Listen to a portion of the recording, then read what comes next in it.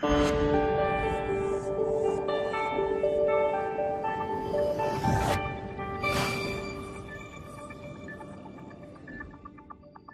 men, what does it mean, how to lead when you're not sure? Is there any one of you that was leading, that started to lead, and you weren't sure what in the world to do, whether it mean what leadership meant, or what does that look like? No, I don't think leading when you aren't sure. I know for me, when I first got into a role, I moved home to work with my dad and in the company. As most young individuals, we come into, let's say, a job, right? We're offered a job, we start working for that job, and we automatically think that because someone is older than us, they are smarter, wiser, knows a lot more than we do. At least I did, coming into it. And then you start to have conversations and notice different things, and you realize that, well, you're a manager, yes, and you're my superior, but you don't necessarily know more than I know, just from conversation. So I had to learn very quickly that my age had nothing to do with my leadership ability. So for me, it's when you're not sure, the uncertainty comes with inexperience and maybe a lack of confidence or insecurities. So once I was able to tackle that and, kind of make myself feel confident of the leader that I was, or the ability that I had to lead, it made it a whole lot easier for me to actually lead and really grasp that role. I think for me, when I looked at that particular topic, I thought it was interesting because it's kind of part of my story. My organization, the percentage of persons, let's say 30 and younger, is very high. We're a very small, young organization. And so when I was given that opportunity, as I mentioned, to chair the program at our company, I wasn't sure of a lot of things. People were looking to me. Everything was on my shoulders to build a team, build the program, design the program, and this was all new to me. Just coming in, someone giving me that opportunity, and they say, okay, this is that opportunity now. What are you going to do with it? And so I had to lead, and I wasn't sure what to do. I wasn't sure what the first thing was I should do. And so what I had to do was, the first thing that as we mentioned, is I had to take that first step. So the first thing that I did was, the program wasn't totally new to the company. So I went back, I looked at what was done. Okay, this is how the program was run the previous 5 years. What did they do that worked? What did they didn't? What did the previous person that ran the program, what did they do that didn't work? And I kind of looked at some of the things that they did, and I spoke with that person, and I got an idea, I got a feeling of what it was that needed to be done with the program. And then I said, okay, now let me infuse what was done or what worked with how I think it should go. Because, of course, that's why I was given that opportunity. Because they wanted something new, they wanted something fresh, they wanted the program to kind of develop. And so I took that challenge, as I mentioned, to, even though I wasn't sure, but still being given that opportunity and saying, okay, look, you're going to make mistakes, but you got to do something, because the person's giving you, your company's giving you that opportunity now, what are you going to do? So reflecting, evaluating what was done, and now taking chances, educated chances, of course, and saying, okay, this is what I want, this is how I see it going, I have the vision, this is how I see it going, and now I'm developing that team, putting people around you, as we say, that can help me to accomplish this vision. What do you guys think? And that's something that I do every year with the program. I get my team together, because I'm the type of leader where I feed off of others. And so I would get the team together and I would say, okay, here are my thoughts, here's what worked. We did a brainstorm, we get feedback from the persons involved with the program, and now I understand, okay, this is where we need to change. So going forward, we can do this and we can make it better. So I think for me, you just have to take chances. Yeah, two things really quickly for me. It's, exuding confidence and then moving with speed to figure it out, right? Because in a situation, you never want people to question your abilities, and so you never allow that to be something that's questioned. So you just spend the time, figuring out what it is that you need to do so you can increase your confidence level. I think it was Richard Branson that said, whenever there's an opportunity that comes along and you don't know what you're doing, you jump at that opportunity and you still take it and you just figure it out. So for me, it's just being confident in your ability and then moving with speed to figure it out. I guess a few things for me. Well, I'll just be blunt. My first therapy session was awful. I didn't know what I was doing. It felt very robotic. It was just a mess. My first public speaking event was horrible. I was reading off of a piece of paper, stumbling. I remember vividly rereading a line twice. And it was so embarrassing because here I am now trying to convince these people, hey, listen to me, I'm someone who knows what he's talking about, and here I am repeating a simple line. And so I think the biggest thing for men, and it's true for every aspect in manhood, we're never really going to feel completely ready, or we're never going to have that 100% push to say now is the time. I still to this day wasn't completely 100% ready to propose, but if I didn't propose to my now wife, I would have never gotten married. I wanted to have a certain amount of money in the bank. And if I allowed those fears to continually cripple me, I would not be where I am today. And so I think all of that is underlined by the fact that I jumped, even when I didn't know, and I figured it along the way. I had to realize it was okay to fail and learn from those experiences so that I can redo those things better and better and better. Yeah. I guess I like the word uncertainty, leading when you're uncertain, because life has there's no guarantees that you're going to succeed, even though that's what we set out to do. So for me, leading when you're uncertain has probably 4 levels. You could be uncertain of how you're going to get to the destination. You can be uncertain of the resources, where you're going to get that from. You could be uncertain of personal performance. Do I have the qualifications, the goods to get done what I need to get done? And then uncertainty of actually leading whoever it is that you're leading. So you got to play the numbers game. If 3 out of 1 you're uncertain about, you got to hold on to that one thing that you are sure about and look for the smart people that can help you in the other areas where you're uncertain. So I think the show must go on. You have to lead if you're called to that, and particularly if it's something that you know that you're supposed to be doing or you have a passion to do, to achieve. So you clear up the uncertainty issue by playing the numbers game. And that's basically it. So when we talk about leadership in the 21st century and for men, and I can just get a few of your takes on this. When we talk about leadership, do you think that in the 21st century we now look at leadership as positional? Like, is it the positional aspect of leadership that makes you a leader, or is it the functional? Because it's one thing to be leading and not be in a position like Jean, for instance, you're a manager, child CEO, but then you can still be leading. So which do you think is more important now?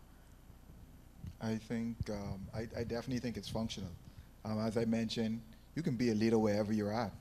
And I don't think that a lot of times people think leadership means, we've all learned this lesson from Dr. Munroe and Dr. Pinder, but you don't have to be this starlight celebrity type leadership role. That's not what leadership is. You can be whatever job you're at. It doesn't matter what that is. You can be a leader just by the way you carry yourself, just by the way you speak to people, just by the way you interact with persons. So I definitely think it's functional. Everyone has to have that leadership mentality. So I think it's more functional than anything else. Yeah, I don't think, I mean, you have persons that they hold on to titles. I want to be CEO, I want to be president. My dad used to drill in me and drill. So look, title is of no importance. You want influence. Leaders influence others. You don't need a title to be influential. My dad wasn't you know, he wasn't a staple in our government or any government around the world, but he was influential to any government that he had, whose heir that he had, who wanted him to consult with them, or teach them, or train them, or whatever. You know, his influence on that group of individuals was way more important than any title that anyone held. So for me, you know, it's definitely a function as opposed to, you know, a position or anything, because, you know, titles are just words, you know, and it goes back to what I was saying initially, where, you know, you come into a role and you think, oh, this person has a title, he's the CEO, he's the president, he's the CFO, he has to be smarter than, knows exactly what he's doing. But, you know, people get titles for various reasons, but it's how influential you are in that role. So we talk about leadership, and there was a good word used, leading when you're uncertain. So is there ever a point of certainty in your leadership?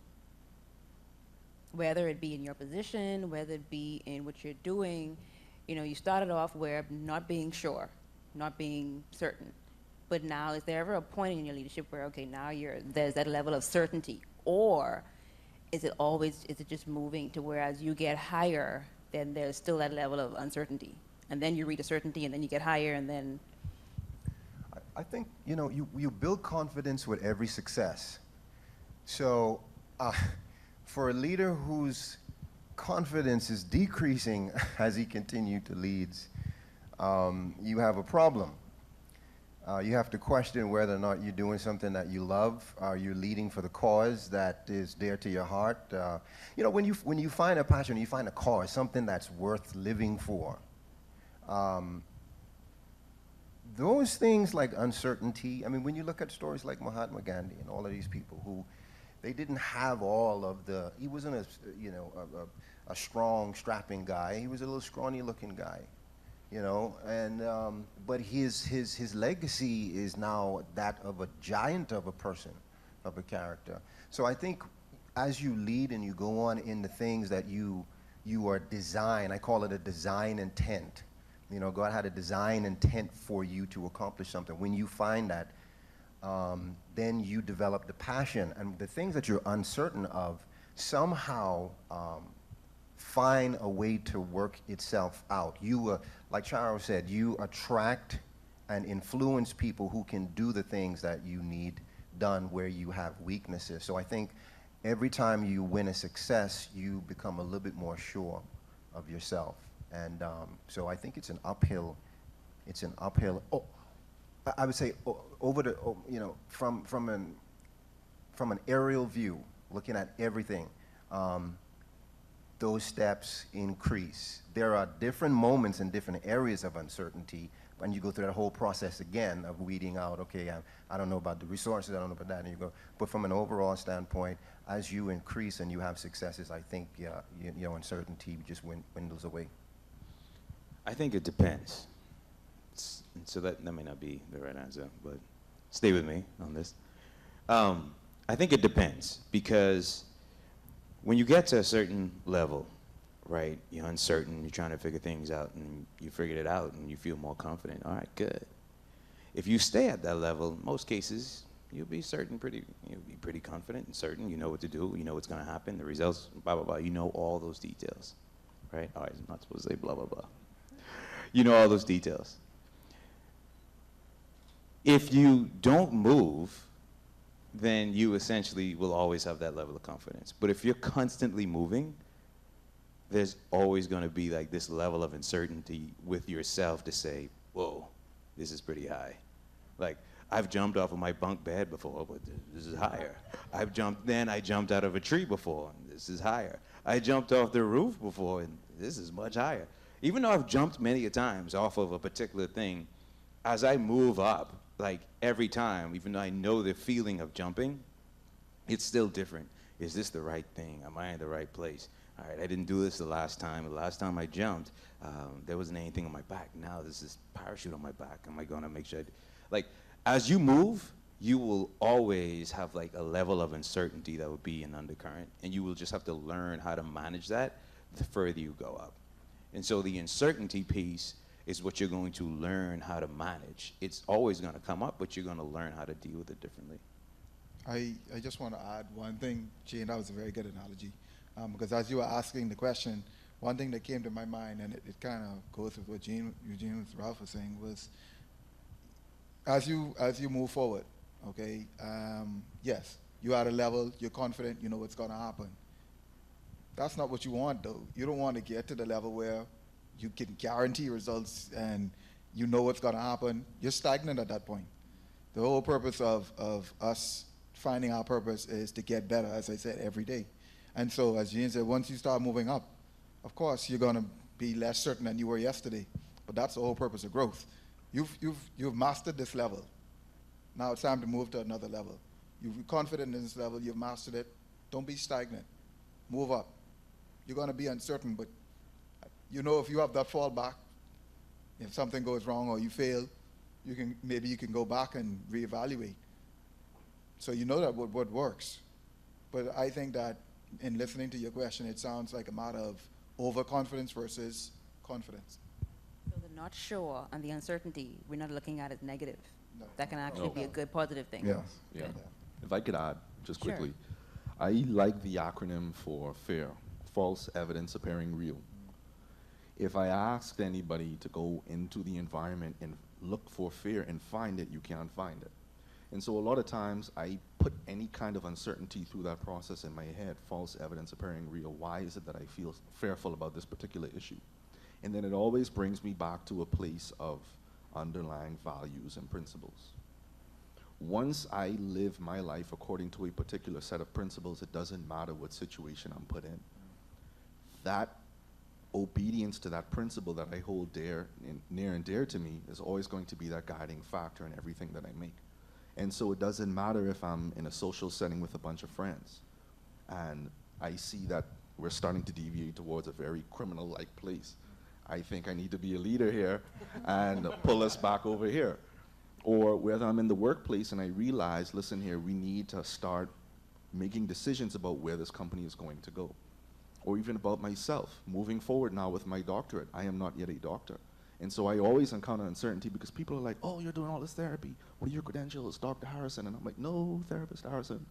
But the doctorate is coming.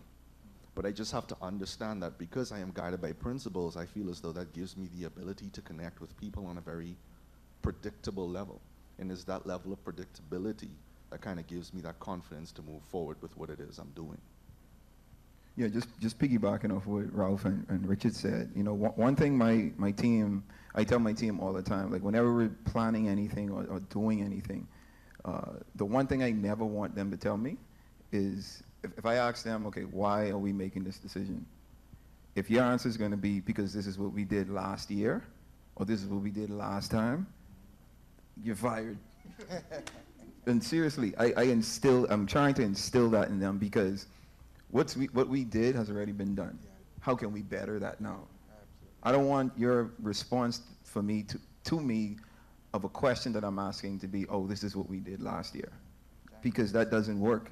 It worked last year. This is an entirely different year, an entirely different environment. How can we be better? And so the uncertainty is always there, yes, but the goal should always be to better yourself. And like Gene said, manage that uncertainty or the fear or whatever that is, because it's always going to be there. But, you know, like I said in my presentation, feed your fear with faith. Know that, look, I was uncertain last year. I accomplished what I wanted to accomplish. This year, I'm trying to do something new. Then let's just move forward and try to accomplish that. So men, you are leaders in the 21st century, but you're also leading in the 21st century with now women that are no longer here to you. We are now here. You're leading alongside women. Wait, let me finish my question. I want to jump on this too. I couldn't wait for this question.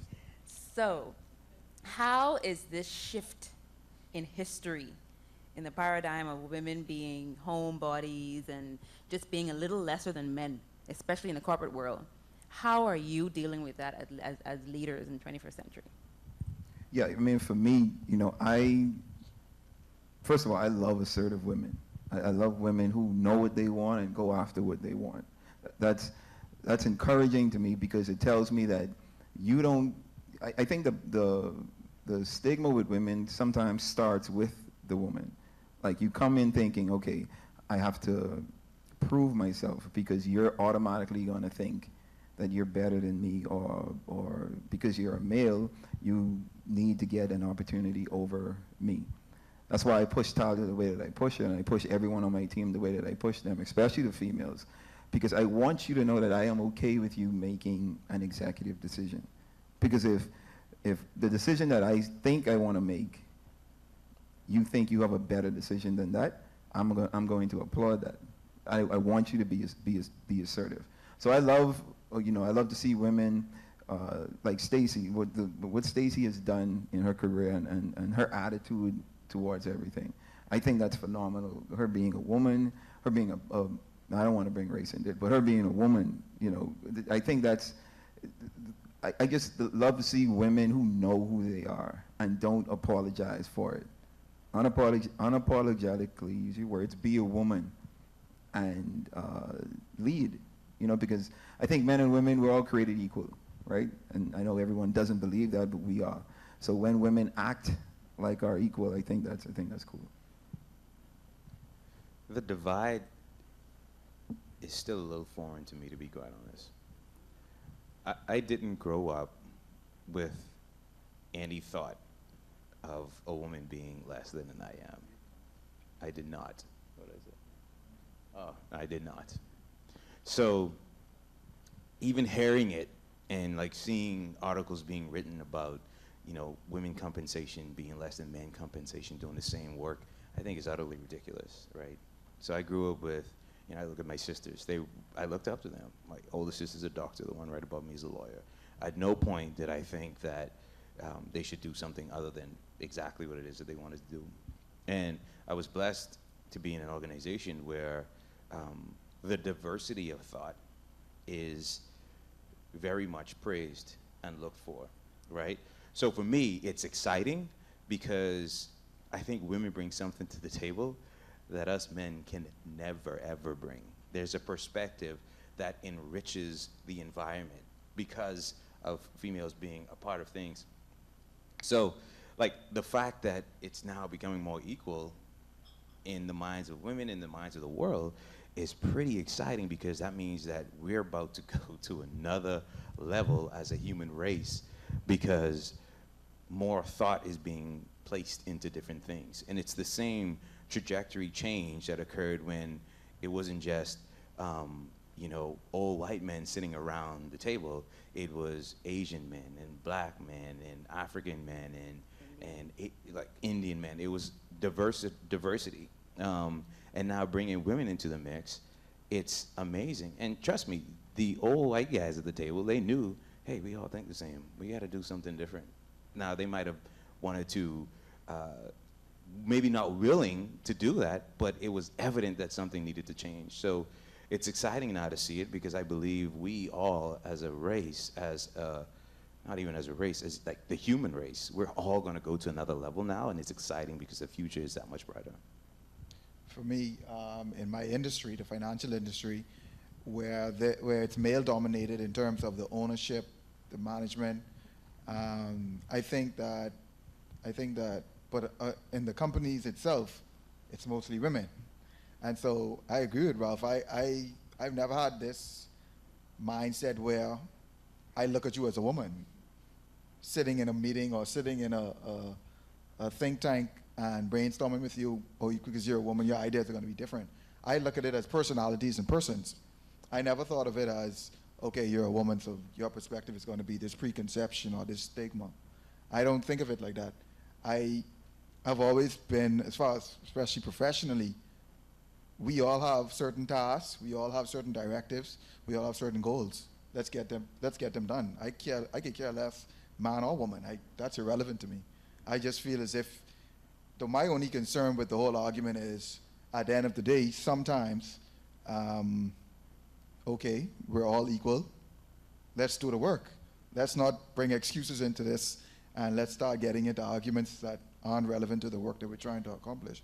let's just do the work. And so for me, I have no issue working with anyone, because at the end of the day, for me, what do you bring to the table professionally? So it's irrelevant to me as in terms of working with a woman or understanding their point of view. I just want the work to get done. So whoever brings the best idea to the table, we work with that. Okay. How do I say this and still be a nice guy? Alive? I don't have a problem working with women who are being women. I have a problem working with women trying to be men. And so I think there's a lot of blurred lines, especially in the workplace, with women who have had to become so aggressive, they've lost touch with that feminine energy. And so what concerns me, especially as the therapist here, how do you know when to turn that switch off? Because I am a man going out there into the workforce as well. I don't want to come home and then compete with you in the home. But in the workplace, I encountered a lot of bad experiences in the bank. I was one of maybe about 3 men and with about 20 women coworkers where they were very aggressive. And I mean, they were so aggressive to the point where they made me feel like I wasn't a man if I couldn't do certain things. They're like, oh, you struggling with that 5-gallon, you might as well just go let me change it. I'm like, what? Like, let me finish the report and then I'll just go and do it, you know? And so I understand women that because of the culture of today, you've had to put on your armor. You've had to pick up that sword. You've had to become very assertive and very aggressive. But I don't want you to feel as though you can't be a woman in the workplace. Okay, so Well, right, 1 second, Gene. I got something on If that. you don't mind. Go ahead. I would like to open up for questions, so if you can prepare your questions for these lovely gentlemen.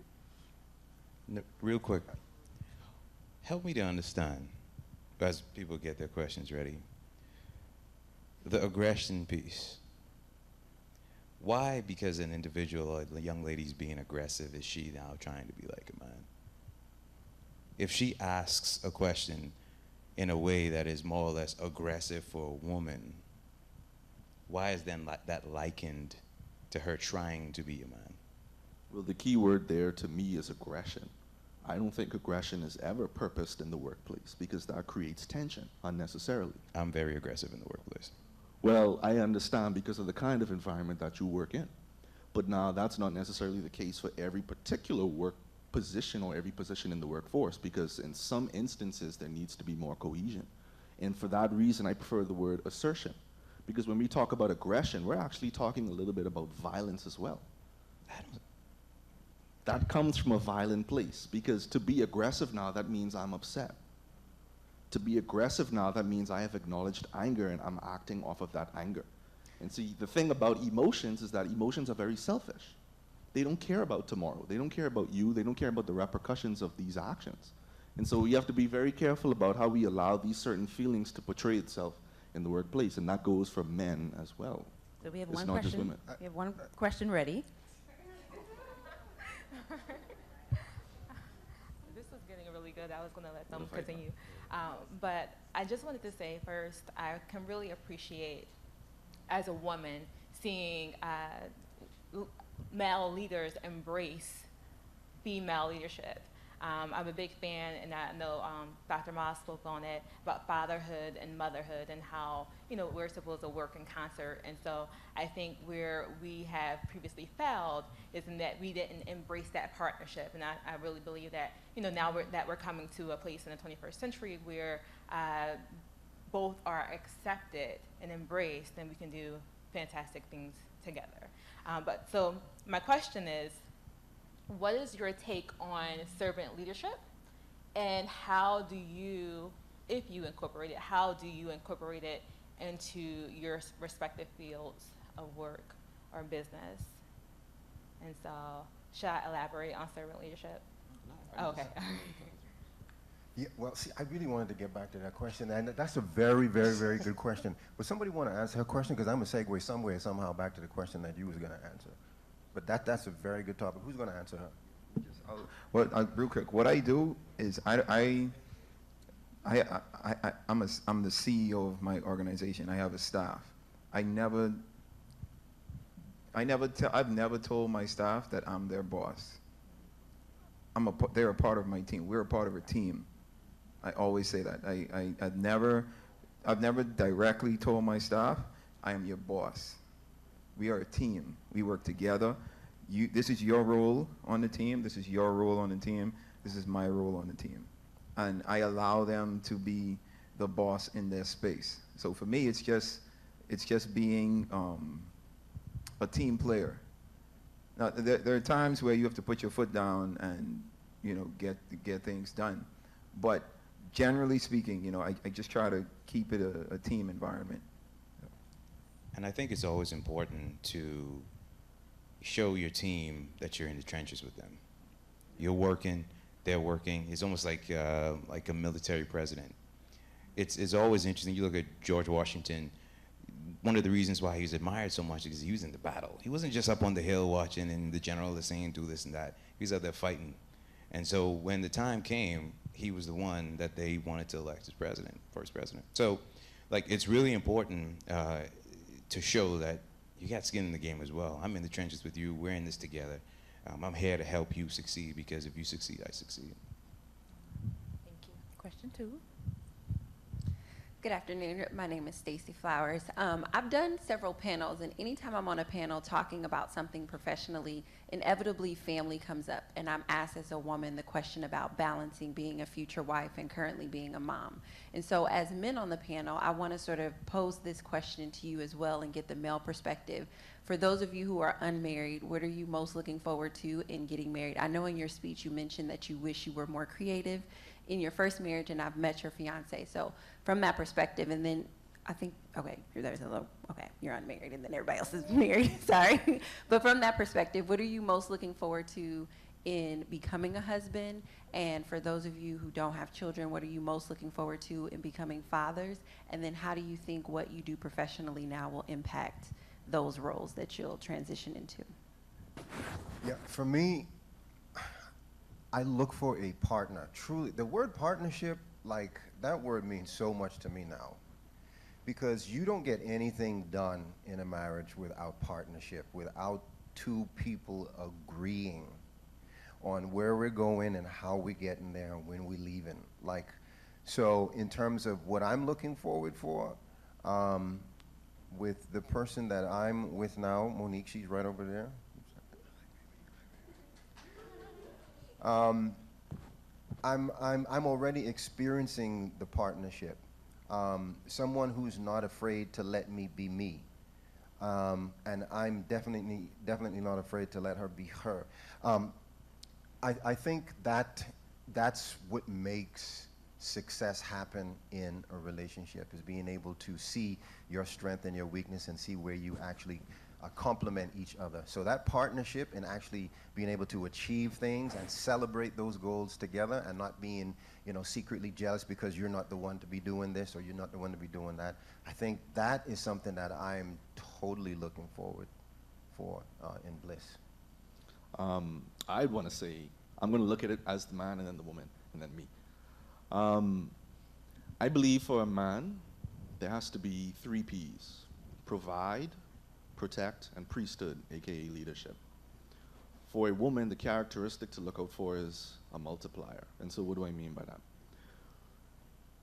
In any relationship, I believe that when a man is actively working in his purpose and he gives something to his woman or his wife, she should be able to multiply that for him. So if I give her love, she should be able to give me more love. If I give her a house, she should be able to turn that into a home. If I give her myself, she should be able to give me children. If a woman gives me her vulnerability, I should be able to give her security and direction. If a woman gives me trust, I should be able to give her confidence, knowing that as the head of this household, I am going to do whatever it takes to see us through. And I think in doing that, that creates the foundation for the legacy for our children to now look at. Because the legacy is not something that you want to leave, it's something that they observe. I want my children to be able to see that love that daddy has for his mommy, that daddy has for mommy. So I want them to see me kissing her. I want them to see me hugging her. I want them to see me throwing water on her in the kitchen. I want them to see that. I want them to see that their mother can also jump on daddy's back when he's sleeping and wake him up. and we just get into a little bear fight on the floor. I believe that is the true legacy, because those are the things that are no longer observed in the home. And so I believe once we can start doing those things in our relationships, following those 3 Ps, my 3 Ps, and women aiming for that multiplier characteristic, I think everything else will fall into place.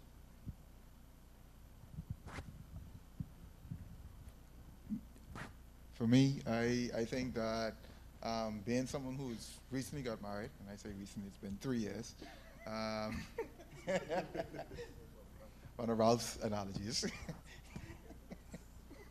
I think that talking to persons, my wife and I, we talk all the time, and I think the main thing, as we've been saying throughout this whole thing, is just communication. Because what I've seen is that no 2 marriages are the same. And I think what's important is that the 2 persons in that marriage, they have to be on the same page. And it's just a constant level of communication. And I think that no matter what your profession is, what your career is, your purpose, your passion, your partner, your spouse, she has to understand that. And of course, you're going to change, you're going to grow, and the only way that she's going to buy into it and understand it is if you tell her what it is. And you explain it to her, and you make sure that she understands, okay, yeah, this may not be the same thing that you told me 5 years ago, but that, hey, he's growing, he's changing, and this is why this is happening. So I think if you can communicate that, and you let them know, okay, this is where we're at, this is where I'm at, this is where I see us, what do you think? You know, you don't try to lord it over her, but you try to help her to buy into it or help her to understand it, then you'll get a better relationship. In terms of children, I think about it, and I think that it'll be great no matter when.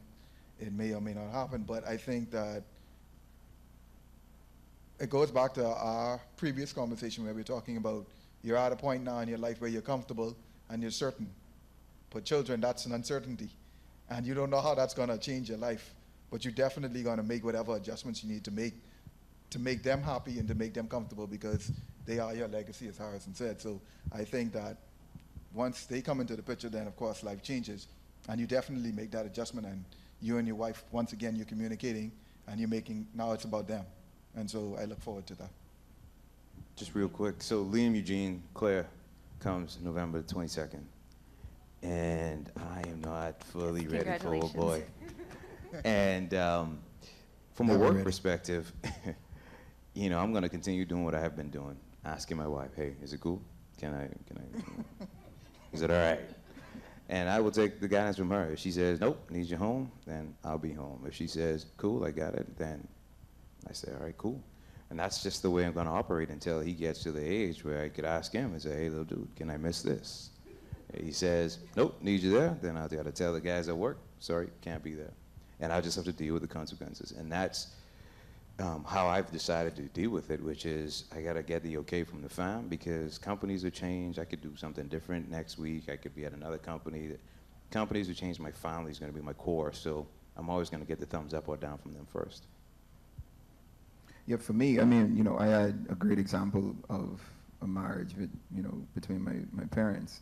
And I saw how, you know, with my dad's vision and his purpose in life, how my mother was, you know, uniquely created to support that vision. So that's kind of what I look for, or, you know, in a mate. For me, I'm excited to, you know, for me it's important that my vision for my life ties into her vision and what she wants to do. I don't want it to be a competition at all. You know, I want it to be a support,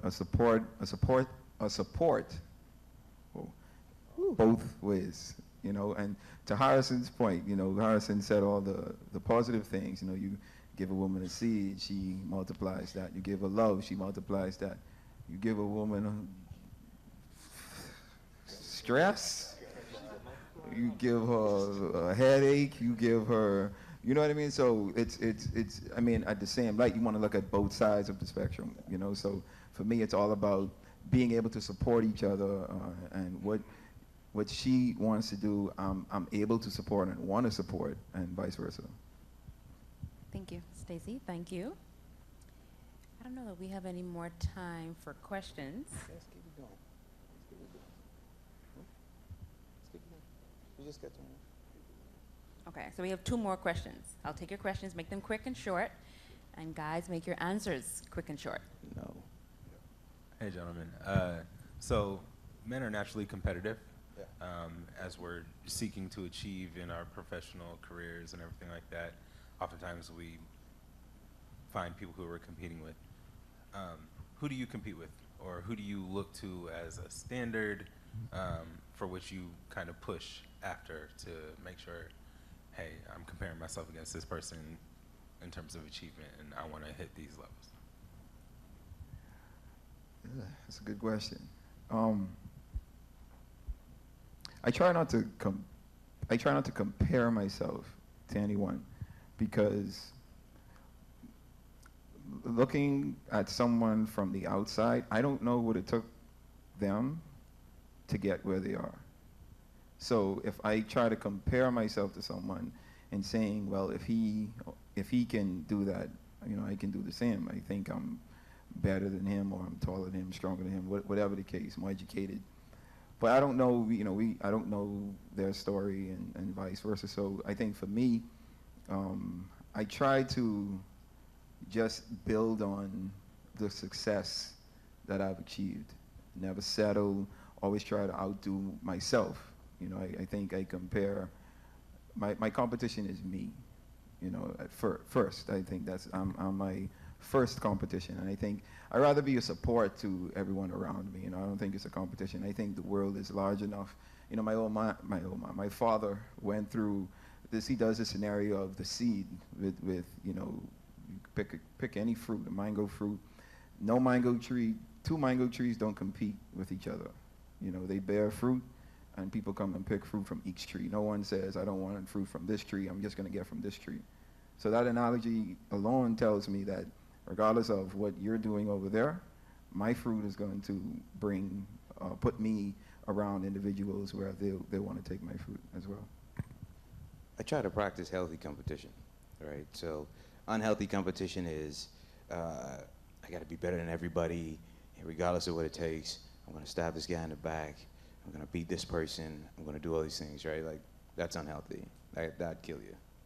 Healthy competition, in my point of view, is just looking around and figuring out exactly what gaps you have in your skill set and figuring how to improve them to make yourself more valuable. At the end of the day, you are assessed on the value you bring. So always looking at what gaps you have and just shoring up those gaps. And everybody around you, you'll be able to see the strengths that they have, and you determine for yourself, as well as getting a feel for just the way your world works, what gaps you need to shore up to make yourself more valuable. Because in my world, if there's one seat, there's one seat. There's not 2. And if I need to choose out of 2 people, I got to take the one that I see is more valuable. So my role in life is always to become as valuable as I possibly can. And so from a healthy standpoint, everybody around me is competition, but not in the way that I'm going to do something negative to affect them. For me, the goal is always just to try to raise the tide. When the tide raises, all ships rise. And that's the goal. And that comes from me shoring up my gaps and then increasing my value. I think for me, the most complete person, and I hope this doesn't sound conceited, but it may, but I'll explain. The most complete person that is worth competing against is the completed version of myself. It is who I know I can be in the future. That's my poster on the wall. I don't have time to look at anybody else. The only reason I would look at you is because you look close to that picture of my completed self. And what I would do is similar to what Ralph just said, is I would look to see how I can further develop or those inadequacies or the things that's keeping me away from that perfect picture. So for me, it's really, I guess it's a combination between what Ralph and Charles said, is that I'm competing against myself, but the version of myself that I'm competing against is that completed version of myself, that picture that I'm striving for to achieve. So I don't have time to compete with anybody else. The completed version of myself. I like that. Harrison, can I have you answer her question first? Sure. Okay. Question? Name? Yes, my name is Sydney Shed, and my question actually has to do with something Harrison said. So we kind of talked about, I guess, women's level in the workplace and aggression or assertiveness in that way, and you made the comment of it not wanting it to transfer into the home. So can you kind of talk about what that kind of looks like for the woman that's a wife and a mother, but she has to kind of bring that in her professional realm? It kind of sounds like when the woman isn't able to recognize that although I may make more than my husband is still the leader in this family. And so how can we create an environment where that is still the case? And a lot of times it's very hard because it's almost like a duality here. I'm making all the money. I'm paying for the house. I'm paying the bills. Why do you have any say in where we're going tomorrow or what we're doing with this money? So it's small. And so as the man, that's a direct attack on my pride. And so I get very defensive, you know, and then it creates rifts in the home, and now we don't have an environment to be intimate because there's this tension here because I know for a fact I'm being emasculated by this woman. It's not to say that a woman can't make more than the man, but you have to understand the roles here. Because I personally don't believe that a woman could be that voice of God in the home. I believe that that can only be a man. And so if that woman is an obstruction to that, she brings that curse down upon that family because then she's rejecting God's voice in the home by rejecting that man, by not allowing him to be in a position of leadership. And so we have to be very careful about this switch of aggressiveness because if we're not careful, we can very easily blur the boundaries between when I need to be aggressive and when I just need to be that lady. Let me just say, thank you so much for that question. Even waiting. Thank you so much. Let me just say this. First of all, we cannot live without each other. That's the first thing. I don't know, well, I do know where this notion or this competition or this battle of the sexes comes from. It comes from two events that happened between the 50s and the 60s, and that is the women's liberation movement, which is one idea, and then there is the women's empowerment movement, which was an economic-based reason. So you had two causes going here, and I think the outcome of that, cutting everything short, the outcome of that is confusion of femininity. The best decisions I've ever made in my life was a balanced decision. Any success I had, I attributed with my ex-wife.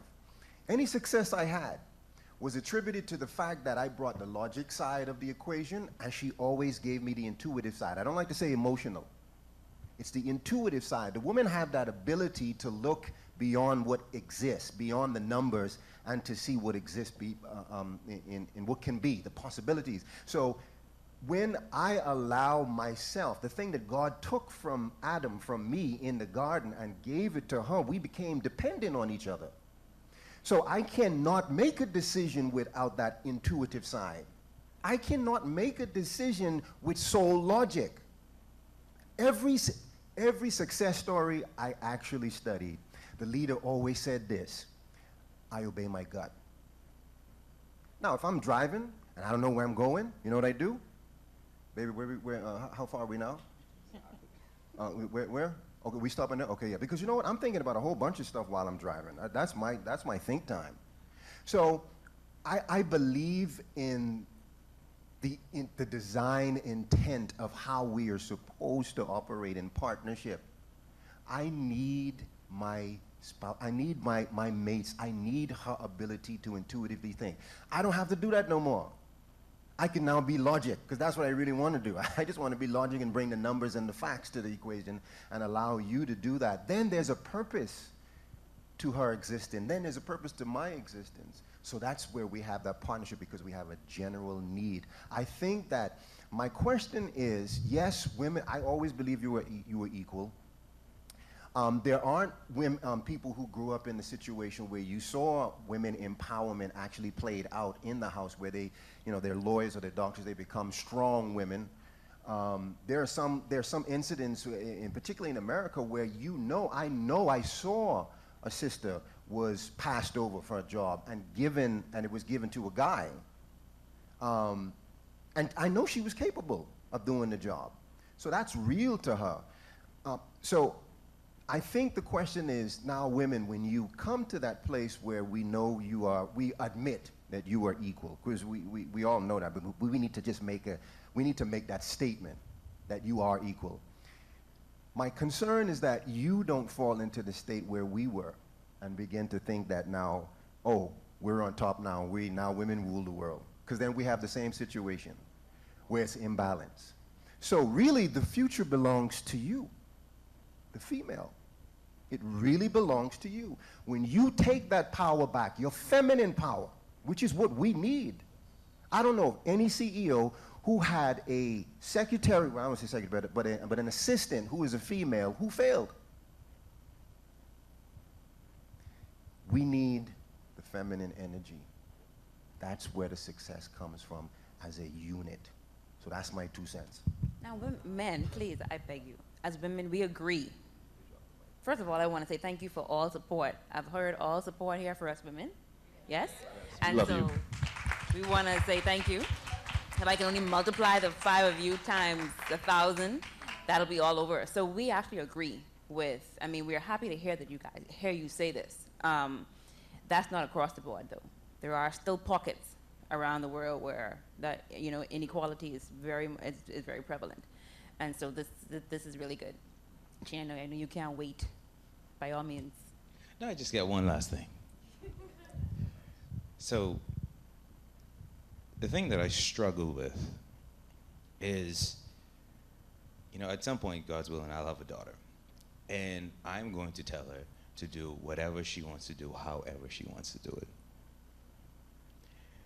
I do not want someone working for me that isn't going to be aggressive to get the tasks done that I need them to get done, that isn't going to leverage the networks, that isn't going to use the skills that they have to be effective. So when I think about women, I think about people just like me. And if, when they get to that position of success, if they want to say or feel like they rule the world, then they have the right to. Because I had the right to for however long, and if they get to that position of power and they want to be proudful and be filled with pride and confidence, like, I'm okay with that, and we all should. We should not ever question anything that they say they want to do or not, regardless if we are males. It doesn't matter. Who are we to say that once they get there, now once you get there now, don't you get too aggressive now. Don't say too much now. All right, Don't cross. All right, don't so- cross. 1 second. Hold on. Don't cross this boundary now, because it's the same thing they told us before they saw us, European Americans, before they saw us Africans Americans and black at large as equals.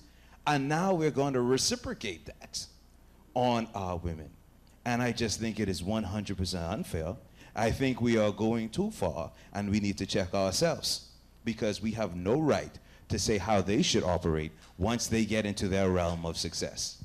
We have no right. And I agree. You know, Gene said something that he will tell his daughter. And that's exactly what my dad told me. You can do anything you want to do. And I was his firstborn. So I'm sure he prayed that over my life. And he never said to me, okay, so when you go there, make sure you hush. When you go there, no. He said, you go and you be strong. Be the daughter that I know that you are, and do what you can and what you want to do. So yes, I agree. They should never. Agree on what?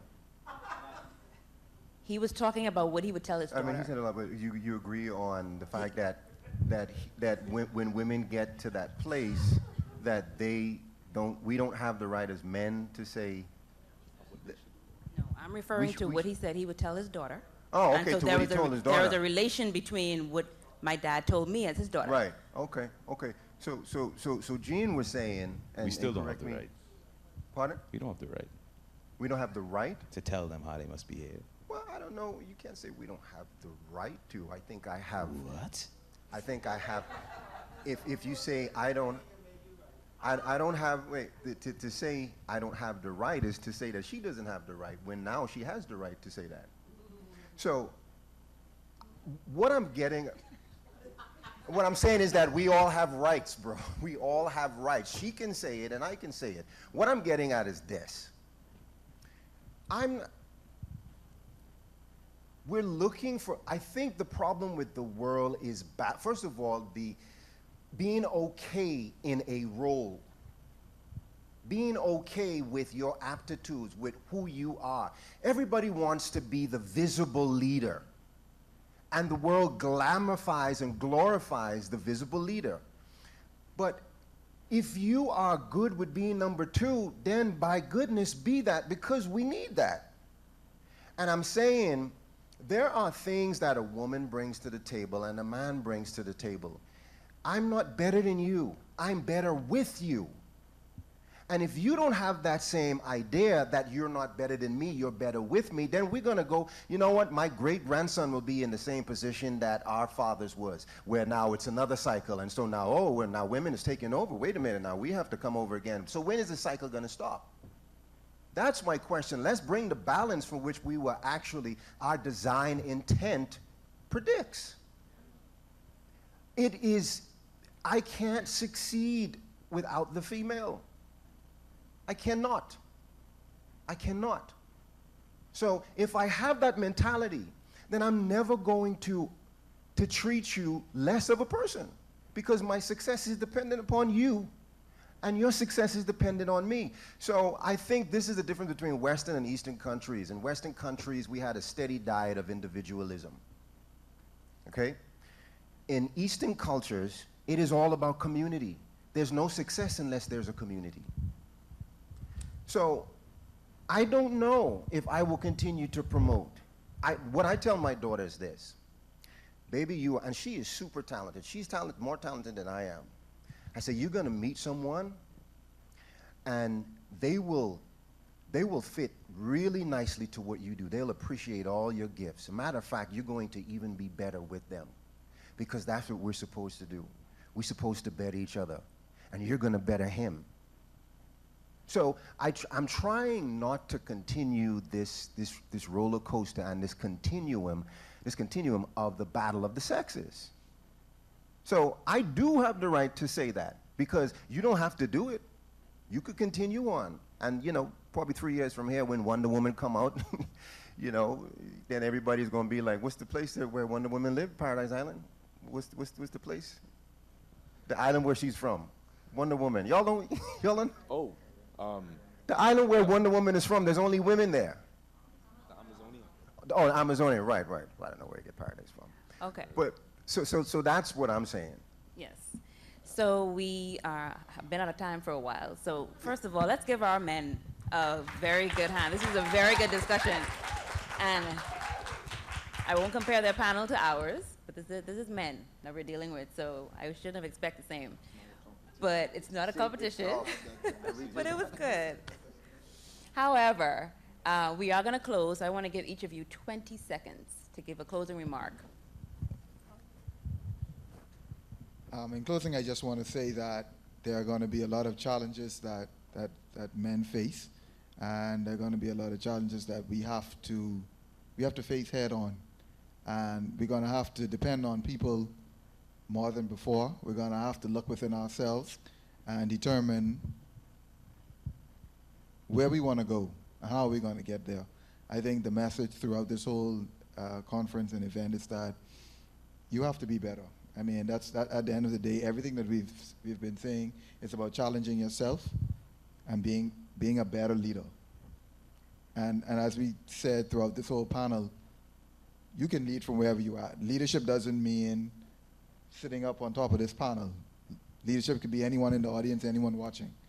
And I just want, at the end of the day, for everyone to realize that leadership starts from within.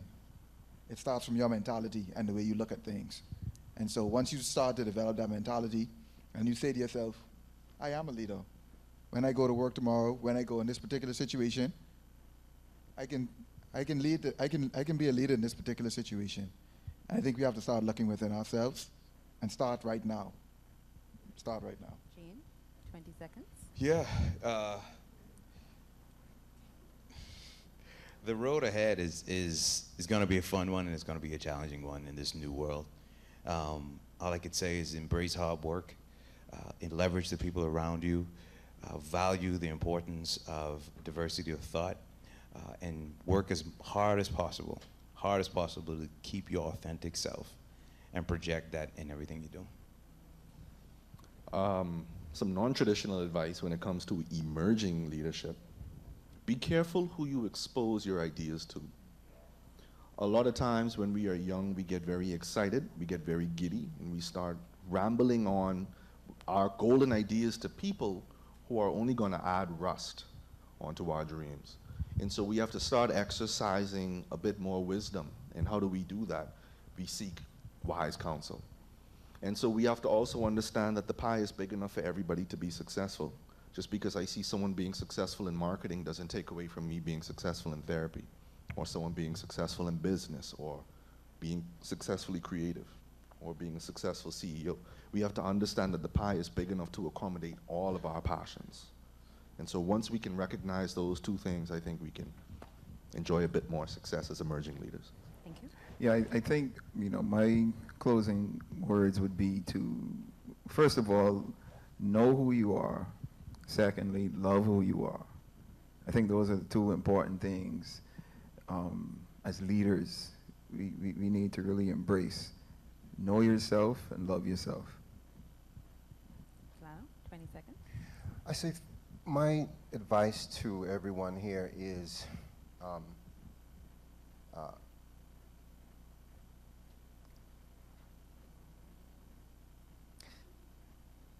I know we've heard it said you can do anything you want to.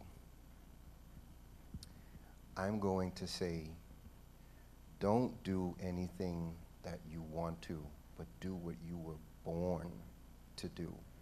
That's where you're going to find the most joy and the most peace. That's where you're going to find the most success. You can't do anything you want to. And it's far better to do the things that you love to do and you were born to do. Stay focused. And that's my advice. Thank you. Wonderful panel discussion.